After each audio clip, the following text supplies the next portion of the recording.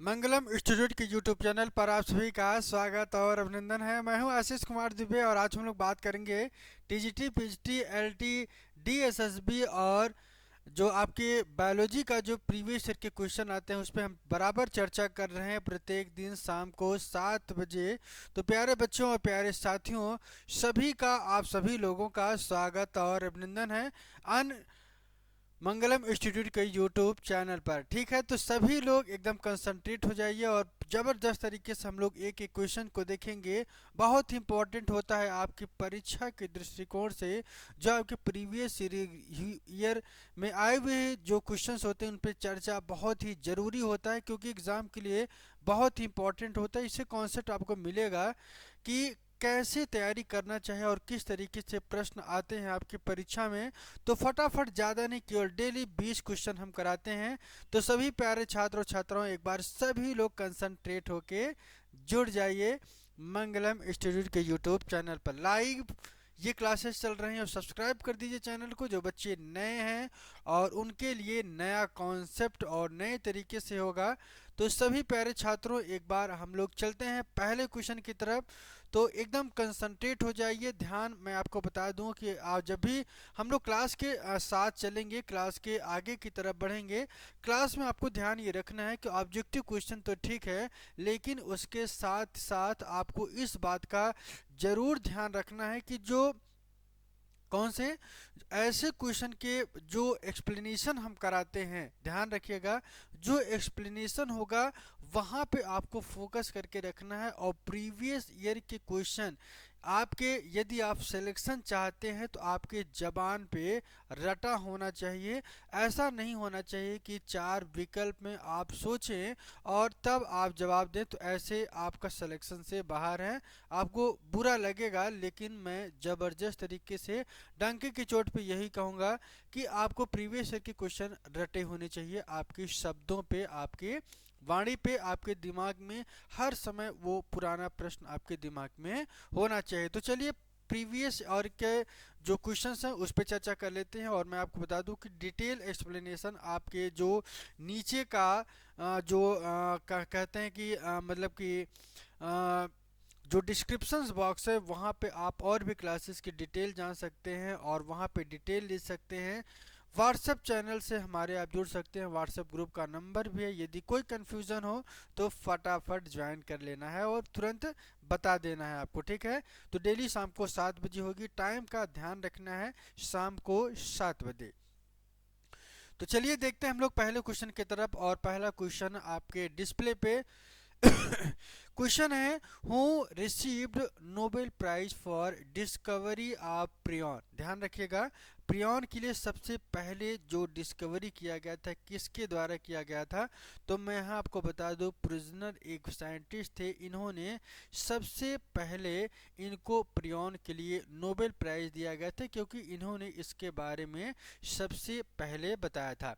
Prion की बात करें सर, प्रिजनर की बात करें तो प्रिजनर ने in 1997 received Nobel prize for the discovery of prion के खोज की। और प्रियॉन और द इन्फेक्शंस प्रोटीन पार्टिकल क्या है, ये एक तरीके का इन्फेक्शंस प्रोटीन्स होते हैं। Prion are first reported by Prusiner in 1983। इन डेट को आपको ध्यान रखना है।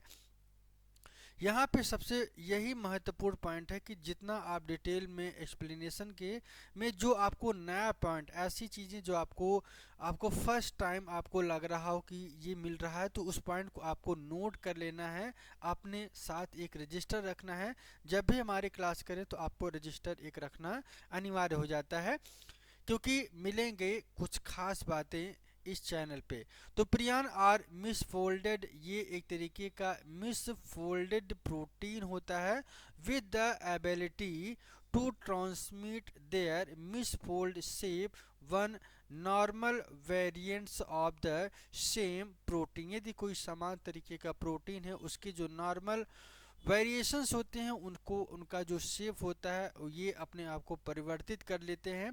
दे characterized several fatal and transmissible neuro generative disease in human में होता है, और कुछ ऐसे एनिमल्स होते हैं जैसे आप देखेंगे सीप की बात करें, काऊ की बात करें, काऊ में मैड काऊ डिसीज होता है, स्क्रैपी डिसीज होता है। तो ये अलग अलग बीमारियां होती हैं जो प्रियन रिस्पॉन्सिबल होता है। मैं आपको बता दूं कि प्रियन जो शब्द डिराइव्ड होता हुआ है वो इनका जो नेचर होता है प्रोटीनेशियस होता है, मतलब ये प्रोटीन से इन्फेक्शंस होता है। तो आपको ये प्रोटीन पार्टिकल्स इन्फेक्शन होता है, तो आपको ये ध्यान रखना है। कोई चीज़ अगर आपको कन्फ्यूजन है तो आप उसको बता देना है, ठीक है ना। अगला क्वेश्चन है प्रियन हैव। प्रियन के पास क्या होता है आपको बताना है। Prion have RNA, DNA, RNA and protein. And protein तो चार विकल्प मैंने आपको बताया था कि सर यहाँ पे किसी तरीके का न्यूक्लिक एसिड नहीं होता है और न्यूक्लियस एसिड नहीं होगा, तो तीन के तीनों विकल्प आपके गलत हो जाएंगे, गलत हो जाएंगे और बचेगा एक ऑप्शन और वो है प्रोटीन का, तो यही सही हो जाएगा। यहाँ पे मैंने आपको बताया था कि प्रियन के पास वनली प्रोटीन होता है, ये बहुत महत्वपूर्ण है। They have no nucleic acid, इनके पास किसी तरीके का न्यूक्लिक एसिड नहीं होता है। प्रियन टर्म गिवन बाय प्रोजनर के द्वारा दिया गया था इन 1982 में, जो कि casual agent of scrapie disease of sheep and goat. ध्यान रखिएगा, मैंने भी इस पे चर्चा किया था कि सर ये कहाँ पे मिलता है। तो also prion was recently in news that the it causes mad cow, जिससे क्या होता है मैड काउ की बीमारी होती है।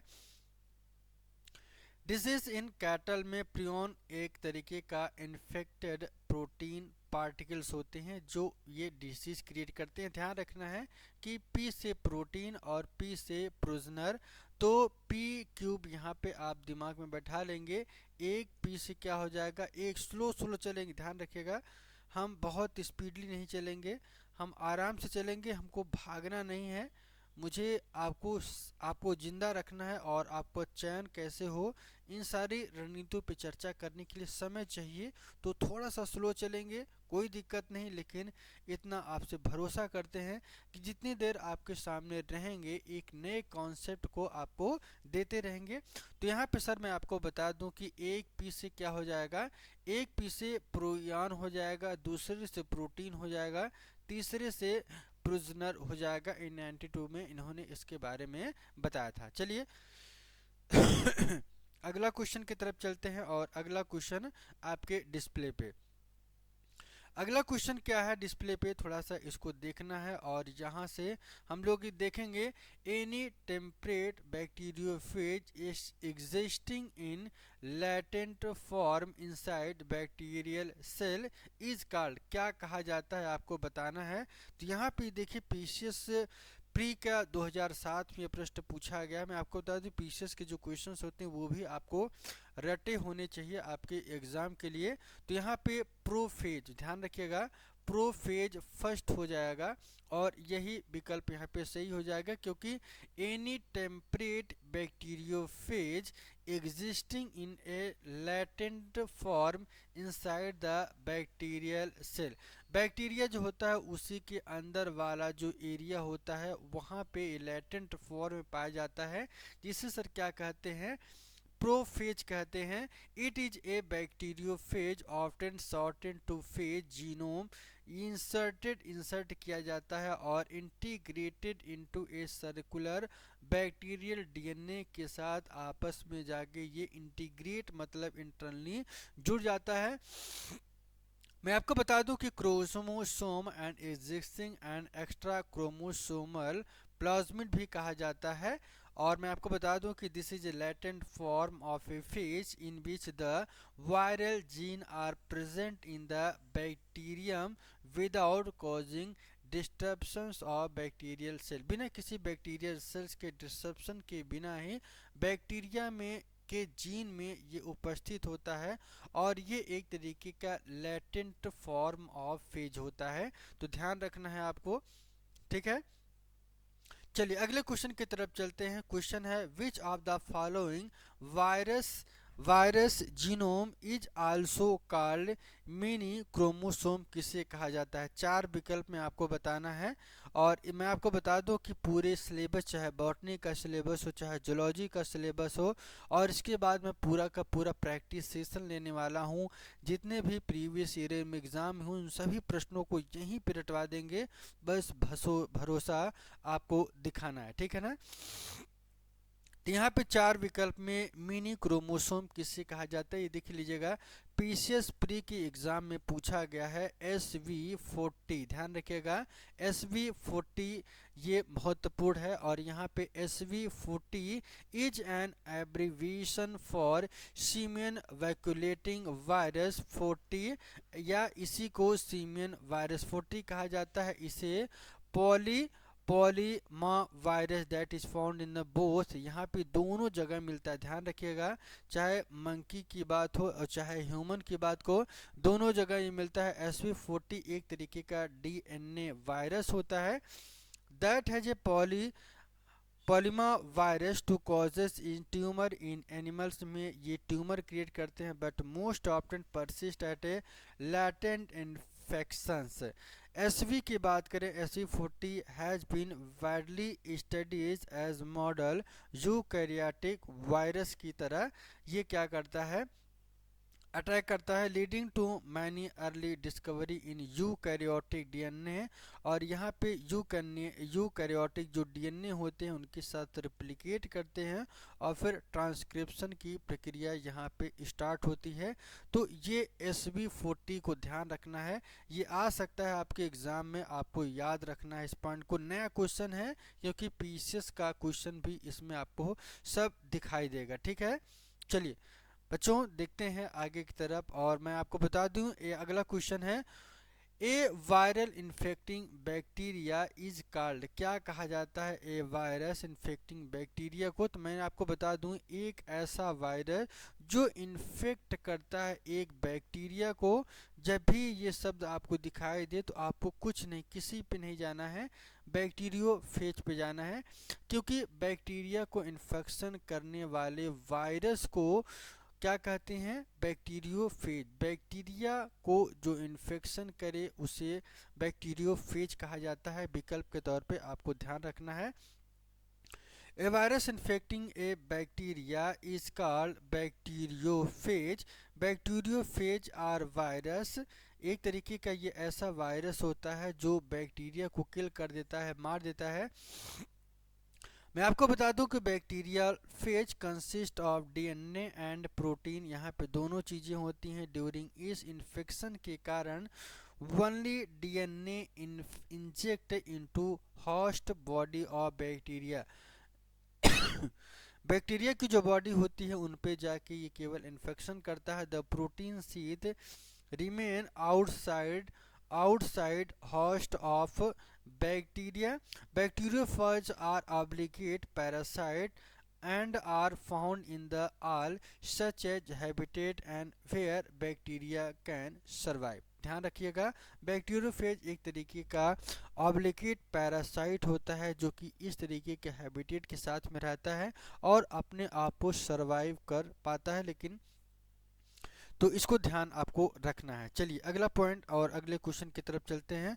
अगला question, when a virus attack the bacteria material inter the host cell, कौन सा ऐसा पोर्शन है वायरस का जो अटैक करता है बैक्टीरियल पे? तो यहाँ पे चार विकल्प है आपको, प्रोटीन कोट है, न्यूक्लिक एसिड है, दोनों हो सकता है, नन ऑफ दिस हो सकता है। तो विकल्प में कौन सा सही हो सकता है आपको इसके बारे में चर्चा करना है।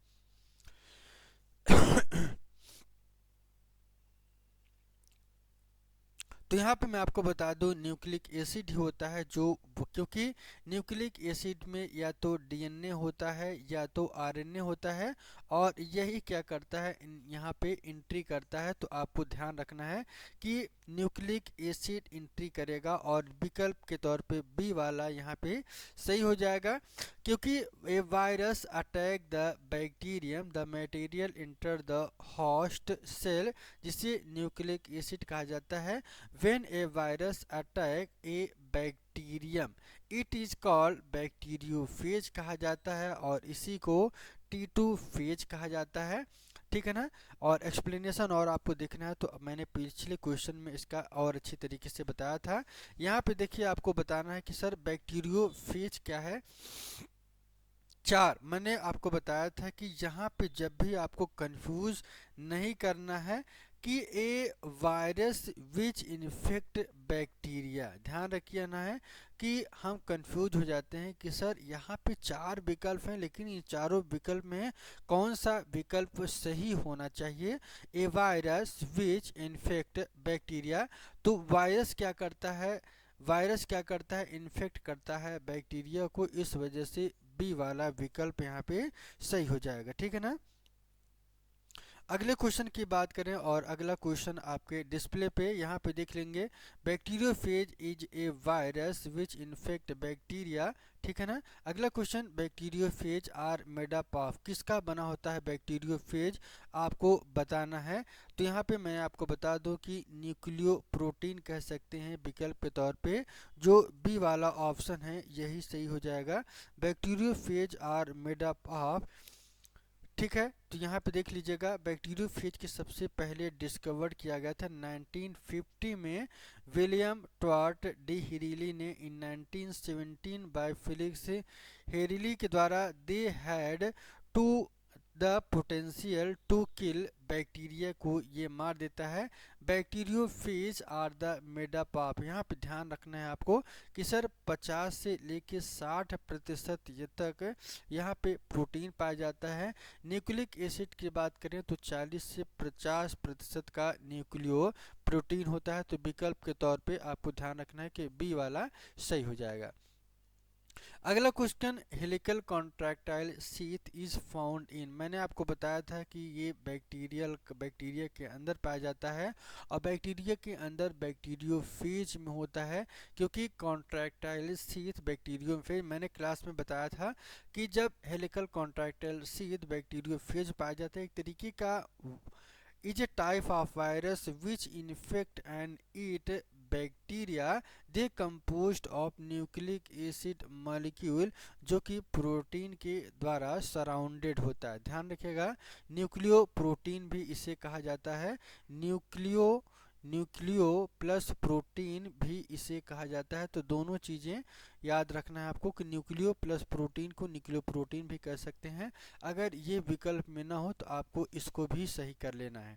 अगला question, a substance by the host in response to viral infection but protecting it from further viral infection is called, क्या कहते हैं, इंटरफेरॉन कहा जाता है। जब भी ये पूछा जाए कि एक ऐसा substance by the host in response to viral infection but protecting it from further viral infection is called, तो यहाँ पे मैं आपको बता दूं interferon is an important antiviral human protein produced in response to viral infection.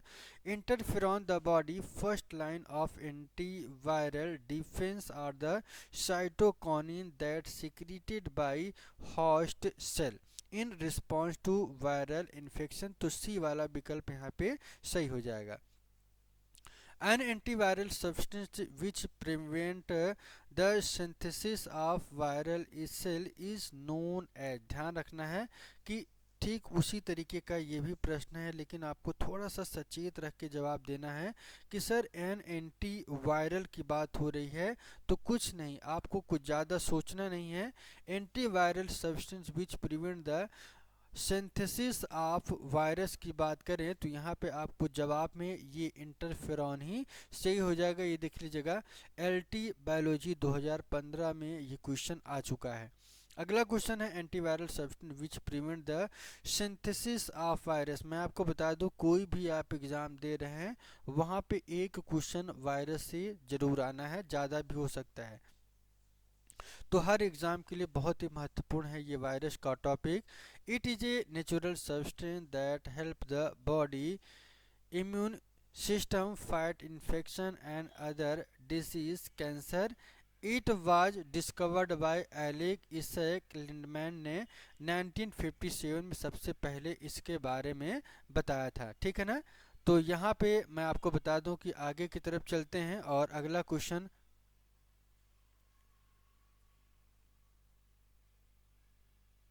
Question की तरफ चलते हैं और अगला क्वेश्चन पे फोकस करते हैं कि कौन सा क्वेश्चन है।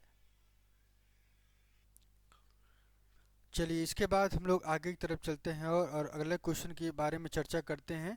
अगला क्वेश्चन सर क्या है, खास बातें, उन पे हमको चर्चा करना है कि कौन सी खास बातें हैं जो। और यहाँ तक कैसा लगा आपको क्लास आज का, और अपना एक राय जरूर देना है। यदि आपको कोई भी दिक्कत हो, कोई चीज़ ऐसी जो न समझ में आ रही हो, तो प्यारे छात्र छात्राओं से यही उम्मीद करते हैं।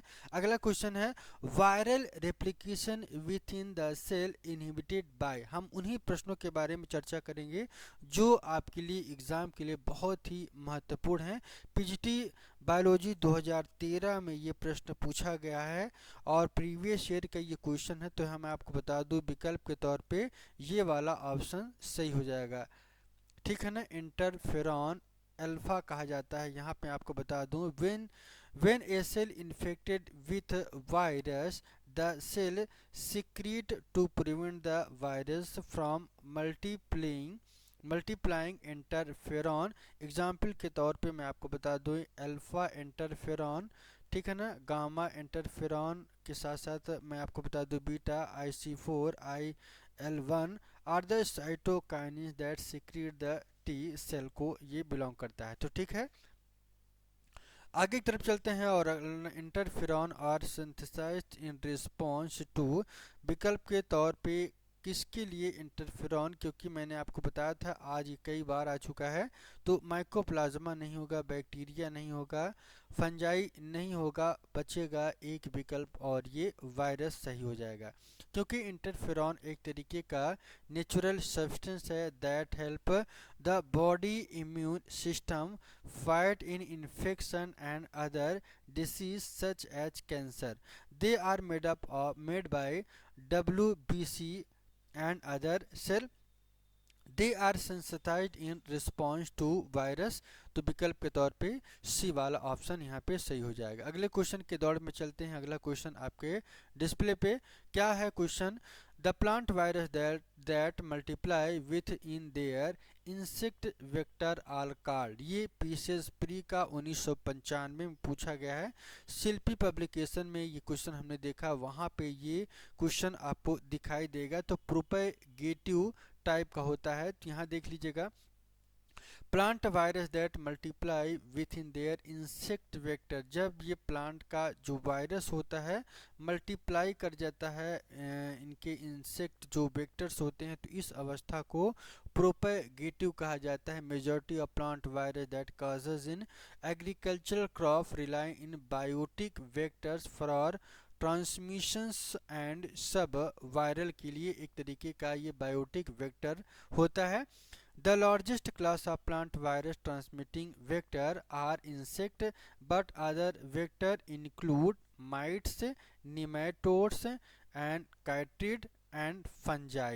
The best characterized plant viral infect vector are called aphid कहा जाता है, thrips कहा जाता है, leaf hoppers और plant hoppers and water white flies. तो यहाँ पे विकल्प के तौर पे सी वाला विकल्प यहाँ पे सही हो जाएगा। तो आपको ध्यान रखना है, ठीक है ना। अगला क्वेश्चन है the phrase contagium vivum fluidum was proposed by. चार विकल्प में कौन सा सही होगा आपको बताना है। यहाँ पे सर कंटीजियम वेवम फ्लूइडम का मतलब क्या है, थोड़ा सा आपको, एक ऐसा फ्लूइड जो इन्फेक्शन क्रिएट करता है। इसके बारे में सबसे पहले एक बिजरिंग साइंटिस्ट थे, इन्होंने सबसे पहले बताया था। ये क्वेश्चन मैं आपको बता दूं कि पीसीएस 1995 में प्रश्न पूछा गया। He was Dutch microbiologist and botanist थे। He is often considered one of the founder of virology and environmental microbiology का इनको फाउंडर कहा जाता है। इन्होंने सबसे पहले बताया था कि सर इन्वायरमेंटल माइक्रोबायोलॉजी और वायरोलॉजी का फाउंडर इन्हें कहा जाता है। बिजरिंग 1898 में demonstrated that extract infect plant tobacco could causes infection in healthy plant and named new pathogen जिसे कहा जाता है वायरस और इसी को एक फ्लूइड नाम दिया गया कंटेजियम वीवम फ्लूइडम। कहाँ से एक्सट्रैक्ट किया गया था? टोबैको से। ठीक है ना?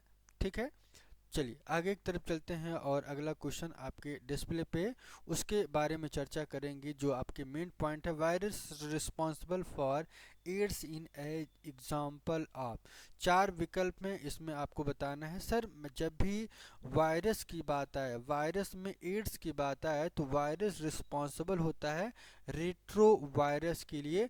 ये यूपी पीसीएस प्री के एग्जाम में 1999 में ये प्रश्न पूछा गया है।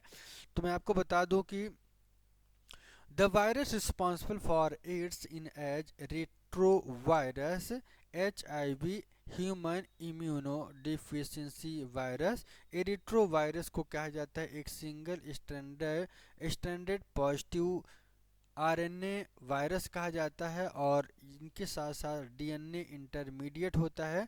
ऑब्लिगेट पैरासाइट टारगेट के साथ साथ एक होस्ट सेल भी इनके साथ होता है। तो विकल्प के तौर पे डी वाला ऑप्शन सही हो जाएगा। Cyanophages from Indian were discovered from the first time.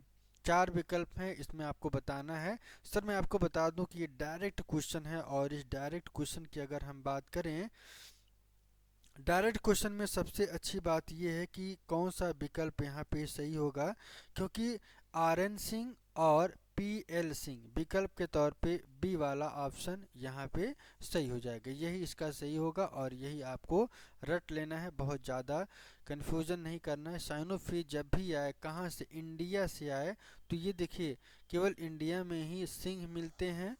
तो यहाँ पे आपको ये चीज़ ध्यान रख के लेना है। मान लीजिए नहीं पता है तब भी आप कर ले जाएंगे। RN सिंह और PL सिंह ये केवल भारत के निवासी हैं। तो साइनोफेज आर वायरस इन्फेक्टिंग, क्योंकि इस तरीके का टाइटल हमारे ही देश में प्रयोग होता है। इन्फेक्ट साइनो बैक्टीरिया जिसे साइनोफाइटा कहा जाता है या ब्लू ग्रीन एल्गाई या इसे BGA भी कहा जाता है। ठीक है ना? या साइनोफाइटा भी आपको ऑप्शन में दिखे तो आपको कर देना है। साइनोफेज वेयर डिस्कवर्ड बाय, खोज कौन किया था? इंडिया की बात थी। अब इसके बाद मैंने आपको बताया कि डिस्कवर्ड कौन किया था सबसे पहले, तो सैफर मैन एंड मॉरिस साइंटिस्ट थे, इन्होंने सबसे पहले इसके बारे में बताया था। डायरेक्ट क्वेश्चन है तो यहाँ पे बहुत ज़्यादा घुस के चर्चा नहीं करेंगे। In 1963 utilisation of pond of the Indian University and the cyanophage are the phage attacked cyanobacteria named LPP1 using first letter of three genera। एक हुड होता है, दूसरा टेल होता है। अगला क्वेश्चन है virus parasitizing the member of blue green algae as known as, क्या कहते हैं आपको इसके बारे में बताना है। तो virus parasitizing the member of blue green algae known as क्या कहते हैं आपको मैं आपको बता दूं कि यहाँ पे बी वाला विकल्प पूरी तरीके से सही हो जाएगा। क्या? Cyanophage. Virus parasitizing the member of blue green algae are known as cyanophage कहा जाता है। Virus parasitizing the member of green algae जिसे साइनोफेज कहा जाता है। Further explanation see above question. तो विकल्प के तौर पे यहाँ पे 20 क्वेश्चन आपको कैसा लगा एक छोटा सा प्यारा सा कमेंट जरूर करिएगा। और बेहतरीन हम आपको बता दें कि पूरा का पूरा सिलेबस कंप्लीट कराएंगे, खासकर TGT PGT बायोलॉजी संबंधी जो LT आने वाली भर्ती है उसका पूरा पहले प्रीवियस ईयर क्वेश्चन कराएंगे, फिर जल्द ही थ्योरी की क्लास भी लेके आएंगे आपके क्लास में। तो प्यारे छात्रों कैसा लगा? आज के लिए इतना ही। Bye bye and take care. अपना ध्यान रखना है और स्वस्थ रहिए, एकदम मज़ेदार तरीके से पढ़ते रहिए। तो आज के लिए इतना ही। Bye bye and take care. अपना ध्यान रखिए और खूब मन लगा के पढ़ते रहिए। आज के लिए इतना ही। Bye bye. ठीक है। तो